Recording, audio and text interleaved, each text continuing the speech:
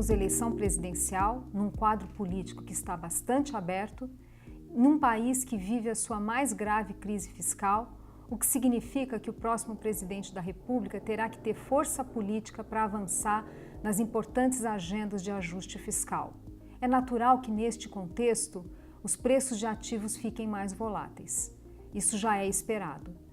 Por outro lado, há razões para acreditar que há atenuantes que podem fazer com que a volatilidade não seja tão elevada assim. Para começar, o cenário internacional. É um cenário benigno, com a economia mundial ganhando tração, provavelmente estamos no início de um ciclo econômico mundial, o crescimento é disseminado, o que ajuda a reduzir a volatilidade nos mercados de moedas. Não há razão, por exemplo, para a gente ter uma valorização muito forte do dólar, uma vez que as economias como um todo estão indo bem. O comércio mundial também acelera, mas sem gerar preocupações com inflação. Isso significa, portanto, que não há razões para os bancos centrais das economias avançadas puxarem os juros de forma mais expressiva. A tendência é ter uma elevação suave. Esse é um quadro favorável que reduz a aversão a risco e aumenta o apetite por economias emergentes. O segundo aspecto importante é que temos uma retomada da atividade econômica do Brasil que cada vez ganha mais tração. Isso vai gerar queda da taxa de desemprego o ano que vem, isso vai gerar um crescimento mais disseminado na economia, mas ao mesmo tempo sem gerar pressões inflacionárias, uma vez que não há impulso fiscal, uma vez que há bastante ociosidade na economia. É um quadro, portanto, internamente bastante favorável do ponto de vista macroeconômico. O debate econômico na campanha de 2018 será provavelmente bastante diferente daquele da campanha de 2014, quando os problemas foram negados. E aí, em seguida, quando a presidente Dilma tentou fazer o ajuste fiscal, teve dificuldades e não teve apoio para suas medidas. Por todos esses fatores, acreditamos que os investidores irão dar o benefício da dúvida aos candidatos à presidência em 2018, enquanto aguardam o resultado da eleição.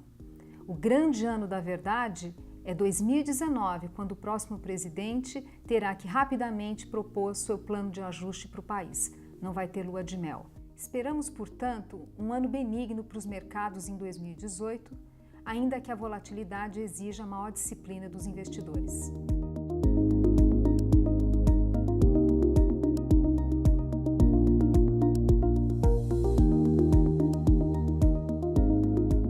No ano de 2017, tivemos uma taxa de juros Selic média de 9,84%. O que quer dizer isso? A taxa Selic começou o ano com uma taxa mais elevada, termina o ano na casa de 7%.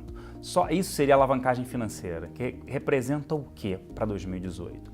A gente acredita em duas quedas da taxa Selic logo no início do ano, chegando em março a 6,5%. Então, no ano que vem, 2018, ela deve ter uma taxa ali média pouco acima de 6,5%. Então, você sai de uma taxa de quase 10% para casa de 6,5%. Isso faz com que as empresas paguem uma despesa financeira menor por conta de uma taxa de juros menor. Isso é alavancagem financeira. Então, digamos que a empresa não elevou seu faturamento, não melhorou sua margem, mas o seu lucro aumenta só pela menor despesa financeira. Isso é benéfico para as ações, para a renda variável como um todo e principalmente empresas mais alavancadas, ou seja, mais endividadas. Alavancagem operacional. Vamos trabalhar como se fosse um hotel. Um hotel que tenha 100 quartos, digamos que ele vem ocupando só 50% dos quartos, ou seja, só 50 quartos.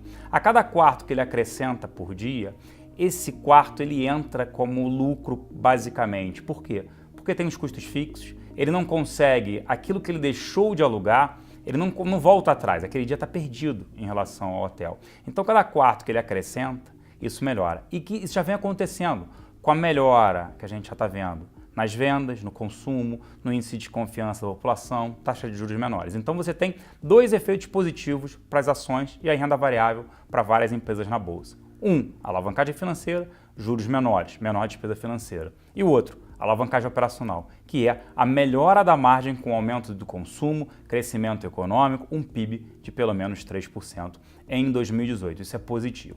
Setores que a gente mais gosta, digamos assim, e que serão mais beneficiados com esse cenário mais positivo de crescimento econômico, com os juros baixos e uma inflação extremamente controlada. Vale sempre citar isso. A inflação ajuda o consumo. porque ela corrói a renda da população. Então nós temos o setor financeiro que tem a ser beneficiado com uma menor inadimplência também, fora a volta, o retorno em relação ao crédito. A gente segue gostando de Banco do Brasil, mesmo uma empresa ligada, digamos assim, ao governo, mas tem a se beneficiar de um crescimento econômico, e também, por exemplo, de um outro banco, é Itaú, um banco extremamente bem posicionado. Além desses, a gente gosta da B3, que era chamada BVMF. Por quê? Com a melhora do cenário econômico para o Brasil, a gente acredita num aumento no fluxo também de investimentos para cá e num aumento no fluxo operado, digamos assim, negociado na Bolsa de Valores, o que beneficia também o ativo. A gente gosta do setor de consumo e, olhando o setor de consumo, a gente gosta de lojas americanas, extremamente bem posicionada, um ticket médio, ou seja, suas compras não dependem de crédito, abertura de lojas. A gente acredita sim que tende a ser um ano extremamente positivo olhando lojas americanas. Num setor, num segmento, digamos assim, para se proteger um pouco por conta de um dólar, um receio lá fora, a gente gosta do setor de papel e celulose. Nesse sentido, fibra, que tem, digamos assim, praticado elevação nos preços da celulose na hora de exportação e também pelo preço da celulose é dolarizado. Então eu diria esses setores, a gente está falando de consumo, setor financeiro e entra um pouco, a gente poderia dizer, no setor de infraestrutura, papel e celulose, entrando, digamos assim, nesse segmento. A gente segue otimista não com o Ibovespa, eu não gosto de olhar o índice, eu gosto de olhar alguns setores que são positivos. Então, como eu falei, setor financeiro, consumo, principalmente a parte de consumo doméstico e também protegido em relação à exportação, a gente acha que tem de se beneficiar. Uma empresa ligada ao governo que a gente também acredita que possa se beneficiar é Petrobras, principalmente por uma gestão voltada mais para o retorno, a redução do endividamento via o seu presidente, o Pedro Parente, e também o foco não só em reduzir essa parte do tamanho da companhia, redução do endividamento, mas também um foco em rentabilidade. E como houve a mudança no modelo de partilha, agora a Petrobras ela escolhe qual projeto que ela vai entrar, isso beneficiou também a companhia fora, plano de emissão voluntária. Então, empresas ligadas ao governo, a gente gosta de Banco do Brasil e Petrobras. Falando um pouco do dólar, do câmbio, em diversas palestras, me perguntam, me questionam, Celso, e o dólar, para onde vai? Eu diria que essa é uma das mais difíceis projeções para se fazer. Só diria o seguinte, o cenário externo favorece ao Brasil. O que vai, digamos assim, nortear o dólar, o câmbio, digamos, no Brasil em 2018, vão ser as eleições. A gente pode ter um ano, sim, volátil. E eu diria que a vitória de um reformista, que é o que a gente precisa, principalmente para aprovar uma reforma da Previdência e o ajuste fiscal, pode trazer o dólar para um patamar mais baixo do que terminou 2017, um dólar em 3,10, 3,20. A vitória de um populista pode sim elevar esse dólar para 3,80. Então, vai ser um ano em relação ao dólar de volatilidade e vai depender da vitória, digamos assim, entre um reformista e um populista. Então, infelizmente, é difícil dizer, mas a gente acredita na probabilidade maior de um reformista. Dito isso, a gente acredita num dólar mais baixo, entre 3,10 até 3,30, é o próximo ao que está agora, final de 2017. Dito isso, a gente tem expectativa de uma taxa de juros em 6,5% para ano que vem, uma taxa Selic, a menor da história do Brasil. Uma inflação extremamente controlada, extremamente baixa. E aí, esse grande questionamento. Não tem mais 1% ao mês, com risco extremamente baixo. O que a gente vem observando é a mudança de perfil dos investidores, mudando no perfil conservador para o moderado mudando para um perfil arrojado. Olhando dentro desses perfis e dependendo do perfil, obviamente, de cada um, para um perfil conservador a gente segue recomendando renda fixa, títulos pós-fixados.